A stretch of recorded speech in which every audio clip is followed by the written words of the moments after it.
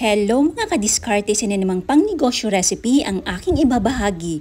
Ang sarap nito mga Mars. Kung hindi ka pa nakapag-subscribe sa aking channel, please subscribe for more madiskarte recipes. Pagsamahin ang 5 and 1/4 cups na tubig, 6 tablespoon na palm oil, 1 tablespoon na vanilla, 2 cups na puting asukal at 1 and 1/2 cup na powder milk. Lagyan din ng 2 teaspoon na asin. Haluin lang ng mabuti hanggang sa mag-well combine ng ating mga sangkap.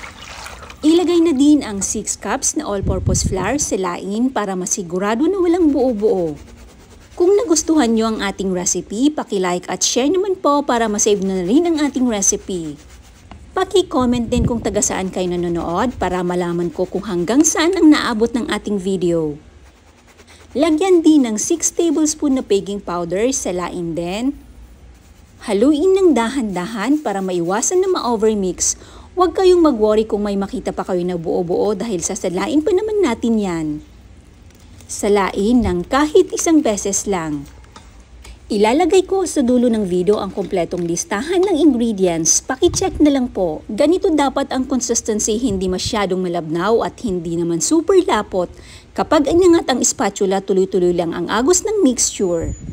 Lagyan din ng 1 and 1/2 teaspoon na white vinegar, haluin ng dahan-dahan para maiwasan na ma-overmix. I-set aside lang muna.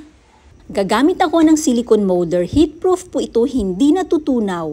Maglagay ng mixture hanggang 90% lang ng molder kasi aalsa pa naman yan. Isang pirasong green bell pepper, hiwain lang ng pahaba. Ayusin lang natin ang paglagay para maganda tignan. Lagyan din ng sweet style spaghetti sauce ang gamitin para mas malasa. Isang lata ng mushroom, niluto ko na ito para mas malasa. 4 na piraso ng sweet ham, pinirito ko na ito para mas masarap. Hiwain lang ng maliliit. Isang red bell pepper, hiwain lang ng pahaba, ilagay lang natin sa ibabaw.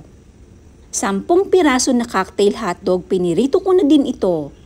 Mas masarap kasi ang hotdog kapag pinirito muna bago ilagay. Maghiwa ng cheese ng small cubes para mas maganda tignan. Lagyan muna ulit natin ng sweet style spaghetti sauce bago maglagay ng cheese sa ibabaw. Magpakulo ng tubig, dapat nasa 1/4 lang ang tubig ng steamer.